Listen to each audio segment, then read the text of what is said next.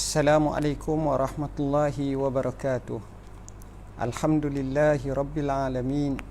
Wassalatu wassalamu ala asyrafil anbiya'i wal mursalin wa ala alihi wa sahbihi ajmain, amma ba'd. Sidang penonton yang dirahmati Allah, sekali lagi pada malam ni kita mengisi malam Jumaat dengan mari mengaji bersama menteri.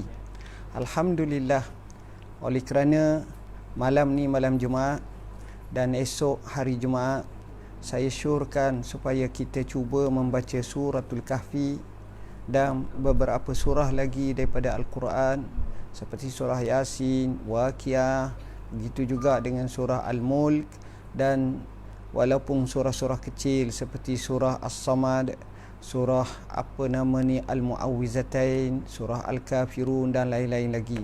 Saat yang sama, alangkah baiknya kita banyak berselawat atas Nabi sallallahu alaihi wasallam pada malam-malam Jumaat dan juga harinya, agar kita dapat mematuhi titah perintah Allah Subhanahu wa taala, innallaha wa malaikatahu yusalluna 'alan nabi ya ayyuhallazina amanu sallu 'alaihi wa sallimu taslima. Sidang penonton yang dirahmati Allah, alhamdulillah pada malam ni kita sambung lagi perbincangan kita berkenaan dengan kisah imam yang empat mazhab yang kita tahu, iaitu Imam Abu Hanifah, Imam Malik, Imam Syafi'i dan juga Imam Ahmad bin Hanbal. InsyaAllah pada malam ni kita sambung lagi Imam Abu Hanifah sebagaimana kisah yang dulu, sebelum kita masuk kepada kisah Imam Malik. Sebagaimana yang kita ketahui, Imam Abu Hanifah ni kerana pengalaman hidupnya yang cukup hebat, maka beliau meninggalkan sejumlah nasihat-nasihat. Ini menjadi satu sifat para ulama salafus salih, meninggalkan nasihat kepada murid-muridnya, kaum keluarganya, rakannya, masyarakat dan juga rakyatnya, sahabatnya, semua sekali dia akan tinggalkan. Sebagaimana yang Nabi sebut ad-dinun nasihah, agama itu terbina atas nasihat. Justru kita cuba untuk melihat bagaimana nasihat Imam Abu Hanifah berkenaan dengan kehidupan kita yang mungkin kita boleh terima dan mungkin kita boleh pakai nasihat-nasihat tersebut. Antaranya, Imam Abu Hanifah menyatakan kepada muridnya, jangan bakhil atau kedeku, kerana perangai tersebut adalah memalukan. Tuan-tuan tengok, kalau orang bakhil ataupun orang kedeku, kita akan jadi sukar dalam hidup. Sepatutnya dia bayar, sepatutnya dia keluarkan duit, sepatutnya dia sedekah, sepatutnya dia bantu, tapi dia biarkan. Jadi sempena dengan COVID-19 ni, setidak-tidaknya kita cuba bantu dan saling bantu-membantu antara satu sama lain akan memberi kesan yang cukup baik. Nasihat seterusnya, Imam Abu Hanifah berkata, jangan tamak dan berdusta, malah kamu hendaklah menjaga maruah dalam kehidupanmu. Kerana sifat orang yang tamak ni ghalibnya mereka akan bermasalah dan mereka akan rugi dan mereka akan menghinakan diri mereka. Sedangkan orang yang berdusta pula, sudah barang tentu sifat kedustaan itu akan memakan dirinya. Hari ini dia kata lain, besok dia kata lain, lusa dia kata lain. Jadi orang akan jadi tak tahu yang mana nak dipegangnya. Ini masalah yang besar. Jadi maruahnya akan tercalar, akan rebah, akan jatuh, dan ini sepatutnya tidak ada dalam kamus kehidupan orang Islam. Ketiga, pakailah pakaian yang putih setiap masa, ingatlah selalu kepada kematian. Saya salah pakai malam ni, jadi pakai warna biru sebagai contoh, atau warna lain. Jadi sebenarnya pakaian ini dia ada maksud dan maknanya. Sebab itu kalau kita baca, kalau kita tengok betul-betul, kita akan dapati bahawa mereka ni dari segi pakaian pun mereka pilih. Dia nak pakai baju warna apa, dia nak ni cermat berhati-hatinya orang zaman dulu. Sebenarnya pakaian putih ini yang Nabi ajar, terutamanya kepada lelaki, kepada perempuan digalakkan pakaian yang gelap. Tapi bagi lelaki disunatkan pakaian yang putih. Sebab itu kalau kita pergi di negeri-negeri Arab, kadang-kadang yang berjubah tu banyaknya putih pakaiannya. Dan pakaian putih ni banyak lambangnya, kebersihan, kesucian, begitu juga kita kata fitrah. Dan semoga tafaul pakaian ini akan juga menjernihkan dan juga memutihkan hati seseorang itu. Kemudian memohon maaf kepada guru-guru, orang-orang yang kamu belajar, dan selalulah membaca Al-Quran. Kita dengan guru kita, walaupun kita rasa dia silap, dia salah, maka tak salah kalau kita mohon maaf. Bahkan itulah yang sebaik-baiknya. Saya melihat orang yang berjaya adalah orang yang menghormati guru. Saya juga melihat orang yang berjaya, orang yang bukan sekadar menghormati guru tapi berbakti kepada gurunya. Bacalah sejarah kerana ia sebaik-baik bukti dan dalil. Dan inilah yang dilakukan oleh salafus salih terhadap guru masing-masing. Mereka memuliakannya, mereka juga menghormatinya, dan mereka beradab dengan gurunya. Contohnya Imam Syafi'i. Dia cerita kalau dia belajar dengan Imam Malik, dia nak buka lembaran mushaf ni sampai tak bunyi. Kenapa? Kerana berhalusnya, kerana menghormati tuan gurunya, kerana haibah gurunya Imam Malik itu. Seterusnya, kata Imam Abu Hanifah, begitu juga selalulah baca Al-Quran. Sepatut kita kena semak. Sekarang ni kita dalam berada di rumah, boleh tak umpamanya kita cuba nak khatam Quran, kita cuba nak baca Quran, kita cuba nak kaji Al-Quran dengan cara kita tengok ulama-ulama yang mentafsirkan Al-Quran. Maka di situ walaupun kita dalam rumah yang tidak luas, tapi kita mempunyai ufuk minda yang luas, ilmu dan maklumat yang luas. Selalulah menziarahi kubur, guru dan juga tempat-tempat keberkatan. Ini akan menginsafkan kita. Tapi bukanlah waktu yang kita dalam keadaan kuarantin seperti ini atau kawalan dalam rumah. Maka seelok-eloknya ziarah selepas daripada apa yang dikatakan waktu yang kita dibenarkan. Ini penting supaya kita mematuhi arahan daripada pihak yang berkuasa, melihat kepada maslahat untuk rakyat dan juga negara kita ini. Kemudian terimalah dengan baik sekiranya diberitakan mimpi melihat Rasulullah SAW, juga mimpi orang-orang saleh di masjid dan di tempat yang barakah. Ini berkenaan dengan kita dengar kesahan mimpi yang baik-baik. Mimpi dia adalah busyra, satu berita gembira kepada orang beriman. Dan dia bukan menjadi hujah ataupun kita kata menjadi dalil, tetapi menjadi ketenangan, kegembiraan pada hati. Ini yang diputuskan oleh ulama usul fiqh dan ulama syariah. Kemudian seterusnya, menjauhkan diri daripada orang-orang yang tidak baik dan campurilah mereka dengan tujuan memberi nasihat atau menyeru mereka kepada agama Islam. Kita berkawan sebagai tanda itulah perangai kita, akhlak kita, budi kita, perilaku kita. Nak kenal siapa kamu, lihat siapa kawan kamu. Itu sebagaimana kata pujangga. Justru pilih kawan-kawan yang baik. Pilih kawan-kawan yang benar-benar menginsafi, mentaati Allah Subhanahu wa taala. Kerana Nabi SAW bersabda, Al-mar'u ala dini khalilih falyanzur ila man yukhalil.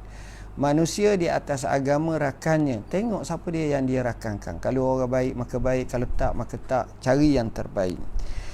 Janganlah memaki hamung atau mencela. Selalu dengan bahasa yang kesak, bahasa memaki hamung, bahasa memperlekehkan. Maka sini adalah ajaran yang bertentangan dengan Islam. Setiap apa yang kita ucapkan, setiap apa yang kita cakapkan, itu adalah lambang kita dan kehidupan kita. Cakaplah dengan bahasa yang baik, cakaplah dengan tutur kata yang baik, sebagaimana firman Allah Ta'ala, wa qulu linnasi husna, mucakaplah dengan manusia dengan bahasa yang baik, kerana itu ada kelebihan dan lambang untuk kebaikan bagi diri kamu. Kemudian menjaga rahsia-rahsia jiran, tetangga, dan jangan menyebarkan rahsia orang ramai. Kita dalam hidup ni, kita jangan sekali-kali cuba menyebarkan rahsia orang.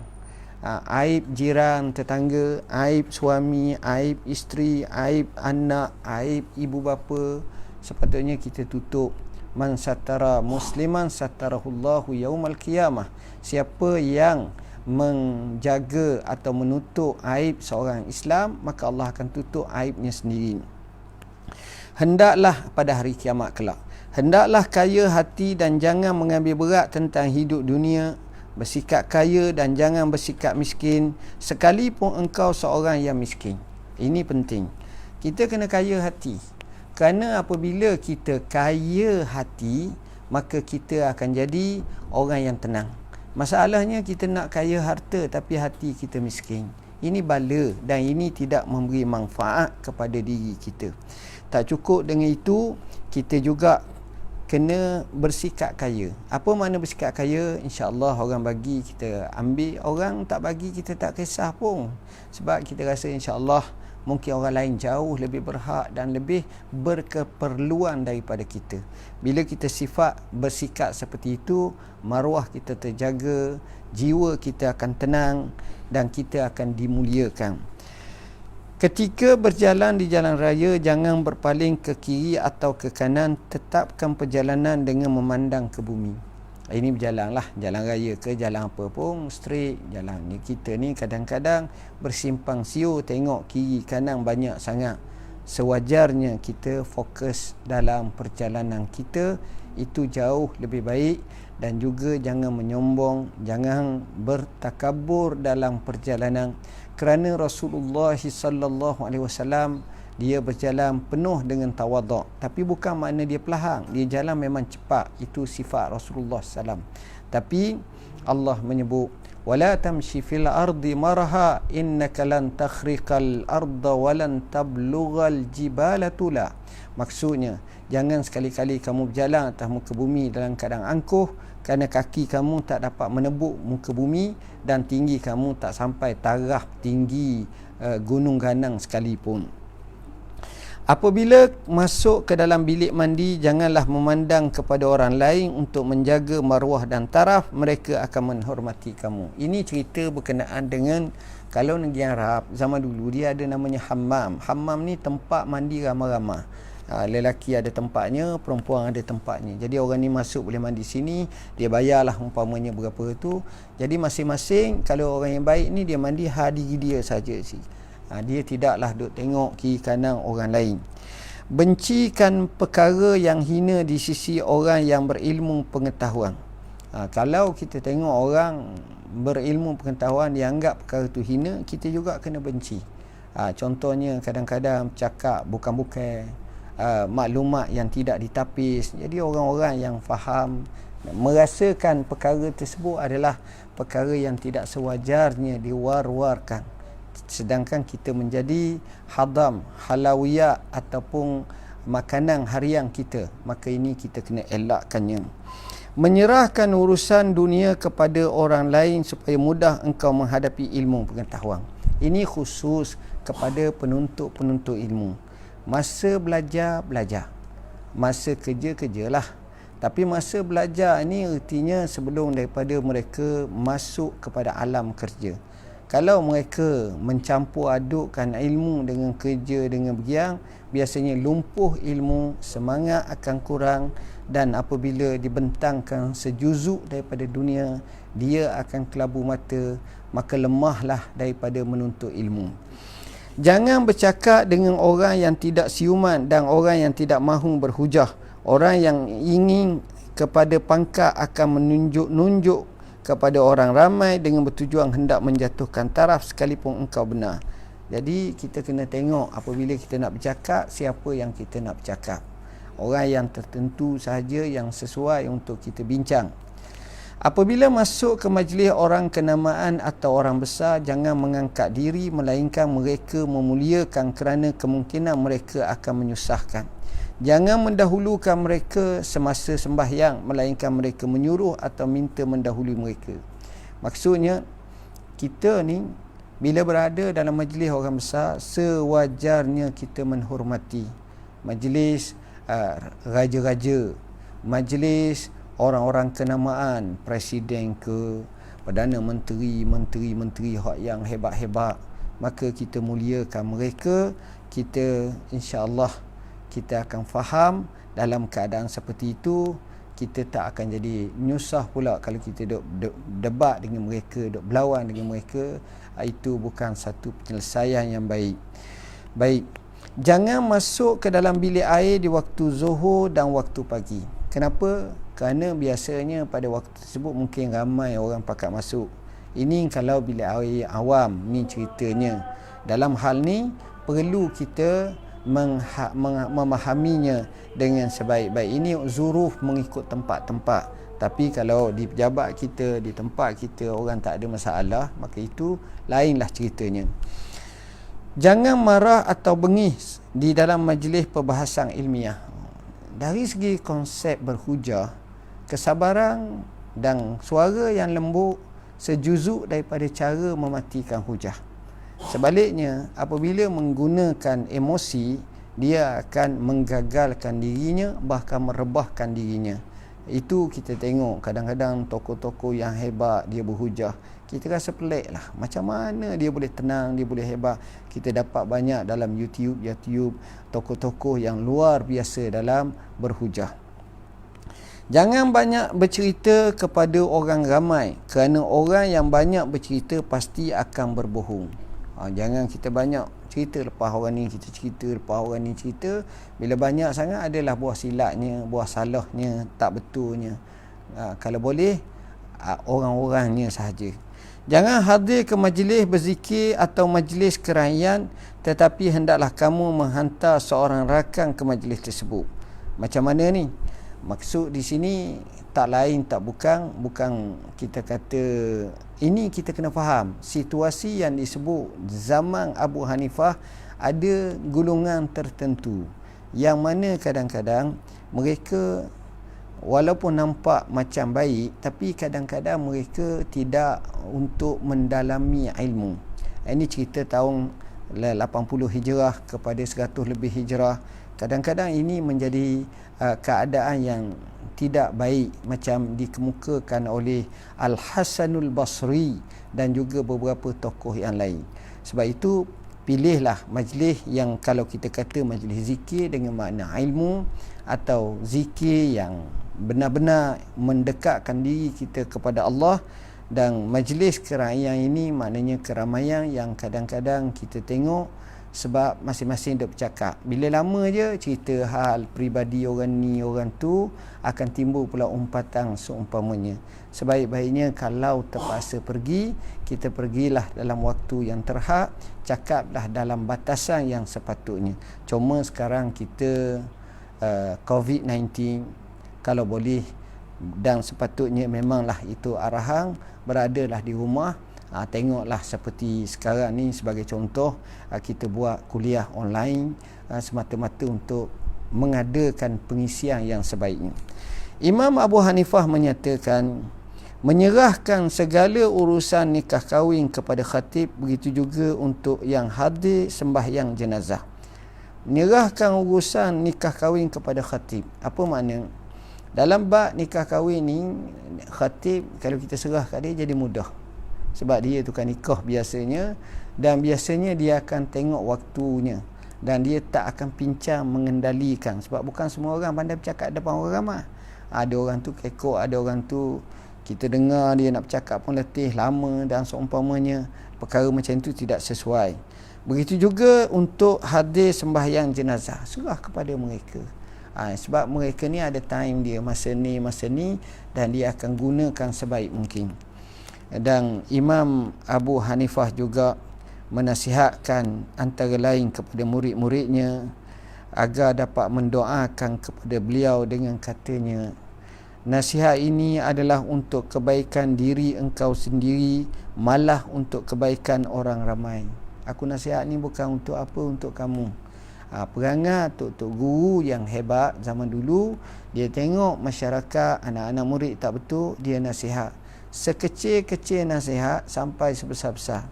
Saya pernah teringat kata Syekh Muhammad Awamah, orang alim besar daripada Syria, yang belajar dengan Syekh Abdullah Sirajuddin, Syekh Abdul Fattah Abu Ghaddah, yang juga seorang yang hebat. Dikatakan beliau ni belajar di halap, pegang buku sebelah begini, maka tok gurunya pergi kat dia, ambil buku tu, letak di tangannya, suruh pegang sebelah tangan kanan. Begitulah cara adab mereka sekecil-kecilnya diajar. Sidang penonton yang dirahmati Allah, Imam Abu Hanifah meninggal dunia sekitar tahun 150 Hijrah. Ada kata 151 Hijrah. Tetapi Imam An-Nawawi menyatakan bahawa beliau meninggal dunia semasa dalam tahanan. Dan sebelum menghembuskan nafas yang terakhir, beliau berpesan mayatnya dikebumikan pada perkuburan yang baik. Masa tu pemerintah bernama Abu Ja'far Abu Mansur, di mana pemerintah pada waktu itu mendengar pesanan tersebut dan dia merasa cukup sedih, dan dia berkata, siapa yang dapat meminta kemaafan bagiku dari Abu Hanifah semasa hidup dan matinya? Kata para ulama, antaranya Al-Hasan dan Ammarah menyebut, serta rakan-rakannya yang memandi mayat Imam Abu Hanifah. Beliau dipuji tentang ibadat puasa, tahajud di waktu malam dan membaca Quran. Ini kita telah bincangkan pada malam lepas. Orang ramai hadir untuk mengiringi jenazah Imam Abu Hanifah. Ada kata lebih daripada 50,000 orang yang menyembahyangkan jenazahnya. 50,000 orang, tuan-tuan. Cerita zaman lebih kurang dalam 1,300 tahun lepas. Dia meninggal 150 Hijrah. Lebih kurang 1,300 tahun lepas. Macam mana orang seramai itu datang? Dan di sini juga kata ulama, kamu nak kenal antara orang tu baik tak baik, kamu tengok masa jenazahnya diiringi. Ramai orang soleh, jenazahnya diiringi dengan ramai orang. Seperti Imam Syafi'i, seperti Imam Ahmad contohnya, seperti Imam Al-Bukhari rahimahullah, dan lain-lain lagi. Sembahyang tersebut dilakukan sebanyak 6 kali. Dan yang terakhir disolatkan oleh anaknya Hamad. Anaknya sendiri sembahyang untuk abahnya Imam Abu Hanifah. Berlaku satu peristiwa aneh, iaitu Abu Ja'far Al-Mansur, khalifah yang memenjarakannya juga, serta sembahyangkan jenazahnya. Dia sembahyang juga. Ini luar biasa Imam Abu Hanifah, dan dia telah dikebumikan di perkuburan Al-Khayzaran di timur bandar Baghdad. Ini tempat kubur Imam Abu Hanifah. Tuan-tuan dan puan-puan yang dirahmati Allah, mungkin yang terakhirnya saya nak bincangkan sikit berkenaan dengan pujian ulama terhadap Imam Abu Hanifah. Abdullah ibn Al-Mubarak berkata, tidak aku lihat seorang lelaki yang lebih hebat dalam majlisnya, lebih baik keterampilannya dan lebih santun daripada Abi Hanifah. Tengok, Abdullah bin Mubarak ni ulama besar. Dia puji macam mana Imam Abu Hanifah, orang ni lebih hebat dalam majlisnya, lebih baik keterampilannya, lebih santun daripada, tak ada dah tu. Maknanya kita jarang hadir dalam majlis seperti ini, kerana majlis seperti ini penuh dengan barakah, penuh dengan rahmah. Sufyan Ats-Tsauri rahimahullah berkata, aku pulang daripada menemui Abu Hanifah daripada sefakih-fakih manusia di muka bumi. Tengok, saya suka sebut, kumpul ilmu satu perkara lain, fakih dalam ilmu satu perkara yang lain. Sebab itu Imam Abu Hanifah bila sebut fiqh, dia kata ma'rifatus syai' ma laha wa ma 'alaiha. Mengetahui sesuatu tu dalam keadaan sungguh, apa yang menjadi kebaikan atau yang menjadi kerosakan kepada sesuatu. Dia tahu, dia timbang, itu maknanya faqih. Itu maknanya orang yang fiqh, orang yang faqih. Orang yang faqih, tindakannya itu akan dinampakkan rizak dan natijahnya betul. Itulah keadaan Imam Abu Hanifah. Waqi' Ibn Jarrah menyifatkan Imam Abu Hanifah, dia kata, seorang yang mempunyai amanah yang tinggi, hati yang selalu zikrullah, alhamdulillah, Allahu akbar, la ilaha illallah, la ilaha illallah, dan di samping mencari keredaan Allah lebih dahulu daripada nyawanya sendiri, sekalipun tergadai di hujung mata pedang. Inilah orang yang hebat, tuan-tuan. Kita harap kita boleh doa kepada Allah, mudah-mudahan kita menjadi orang yang istiqamah dengan kebenaran, dengan semangat untuk menjadikan diri hamba Allah yang sebenarnya. Al-Amash apabila ditanya tentang masalah berkata, sesungguhnya yang lebih menjawabnya ialah Nu'man bin Sabit. Kalau mu nak tanya aku, orang yang lebih layak jawab Abu Hanifah. Tu, dia mengakui tentang ilmu Imam Abu Hanifah. Bahkan dia kata, aku sangkanya beliau diberkati dalam ilmunya. Hebatlah. Aku tengok cara dia mengajar, cara dia jawab, cara dia berhujah, cara dia bercakap. Aku yakin dia diberkati ilmu. Orang macam ni jarang. Dan inilah yang disebut dalam Syiar A'lam Nubala, dalam jilid yang ke-6 muka surat 403. Al-Qadhi Abu Yusuf berkata, Al-Qadhi Abu Yusuf ni anak murid kepada Imam Abu Hanifah. Abu Hanifah khatam Quran setiap malam hanya dalam satu rakaat. Ni baca lama khatam Quran. Mengikut Yahya bin Abdul Hamid Al-Hammani, bahawa Abu Hanifah khatam Quran setiap malam di waktu sahur. Dan diriwayatkan bahawa Abu Hanifah sepanjang hidupnya khatam Quran sebanyak 700 kali. Itu kelebihan 7,000 kali. Ini Abu Hanifah. Maknanya tuan-tuan, dia loba baca Quran.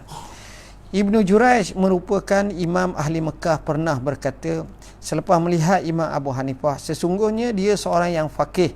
Sesungguhnya dia seorang yang faqih. Kita tengok orang tu, dia bercakap, bila dia berhujah. Dan kefakihan tu nampak lagi apabila dia bertindak. Maka kita nampak tentang kefakihan yang sepatutnya wujud pada diri kita. Imam Syafi'i berkata, orang ramai dalam fiqh adalah anak buah kepada Abu Hanifah. Mereka ni tak boleh lari. Mereka bergantung. Mereka juga akan tengok kelebihan Imam Abu Hanifah ini. Fudail bin Iyad berkata, Abu Hanifah seorang yang faqih. Ni kalimah faqih ni jarang orang miliki. Tapi apabila kita tengok orang memiliki faqih, tindakannya penuh dengan kefiqahan, dengan kebijaksanaan, dengan kita kata kesesuaian mengikut masa, tempat, keadaan. Itulah orang yang faqih sebenarnya. Qais ibn Ar-Rabi' berkata, adalah Abu Hanifah seorang yang warak lagi bertakwa, pemurah terhadap rakan-rakannya, orang yang baik sangat, orang yang tak kedeku. Malih ibn Waqi' berkata, demi Allah, Abu Hanifah merupakan seorang yang besar amanahnya, mulia serta mencari keredaan Allah.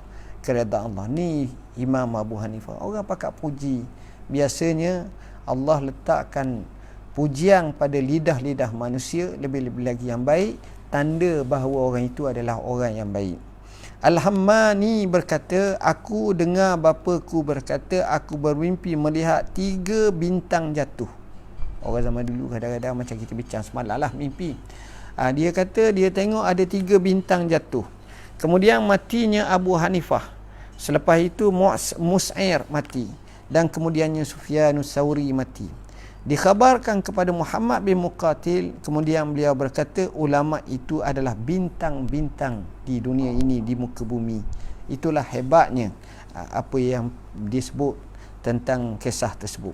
Syu'bah apabila mendengar kematian Imam Abu Hanifah, beliau mengucapkan istirja', inna lillah wa inna ilaihi raji'un. Seraya berkata, telah padam di kota Kufah ini cahaya ilmu. Ketahuilah, sesungguhnya tidaklah mereka melihat seumpamanya selepas ni. Jangan harap akan ada lagi tokoh ulama seperti ini di kota Baghdad ini, di kota Kufah ini. Itulah hebatnya Imam Abu Hanifah. Syari' berkata, adalah Abu Hanifah sifatnya banyak diam dan amat berakal. Perangai Abu Hanifah ni, dia kalau dalam majlis dia banyak senyap, diam, tapi orang yang amat berakal, cerdik. Abu Asim An-Nabil berkata, Abu Hanifah dikenali sebagai Al-Watid. Ini kerana dia solat sunat terlalu banyak. Semayang lama sungguh semayang. Banyak sangat semayang sunat. Abu Muawiyah Ad-Darir berkata, sayang kepada Abu Hanifah termasuk dalam sunnah. Sebab dia orang yang menghidupkan sunnah, beramal dengan sunnah, dan hidupannya adalah sunnah.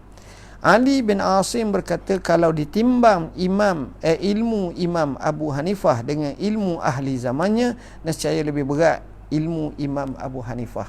Ni hebatnya Imam Abu Hanifah. Hafiz Ibn Ghiyath berkata, kalam Abi Hanifah dalam ilmu fiqh lebih halus dan seni daripada syair. Bahasa, kalau kita kaji betul-betul mereka ni, dia seni dia, hebat dia. Tidak mengaibkannya kecuali orang yang jahil. Cara dia cakap, cara dia berhujah, cara dia memulakan kalamnya cukup indah. Imam Nawawi menceritakan pengakuan Abdullah bin Al-Mubarak terhadap Imam Abu Hanifah seraya berkata, tak ada lagi majlis yang lebih bersih dan baik daripada majlis Abu Hanifah dengan penuh kebaikannya. Imam Az-Zahabi berkata, imamah atau kepimpinan dalam fiqh dan cabang seninya diserahkan kepada Imam Abu Hanifah. Itulah kelebihan Imam Abu Hanifah. Kalau kita nak banding dengan orang lain, jauh daripada yang lain semua sekali. Dan kita faham Imam Abu Hanifah ni seorang tokoh yang cukup hebat. Dan tuan-tuan bolehlah baca dalam buku ini. InsyaAllah jika diberi kesempatan, kita akan sambung pada malam esok berkenaan dengan Imam Malik rahimahullahu ta'ala. Dan kita ambillah masa 2 minggu ini, kita baca tokoh-tokoh yang hebat supaya kita mengambil apa yang Nabi ajar kepada kita, yang menyebut bahawa al-ulama warasatul anbiya fa innal ulama lam yuwarrisu dinaran wala dirhama walakin warasul ilma faman akhazahu faqad akhaza bihazzin wafir. Maksudnya ulama itu pewaris para nabi.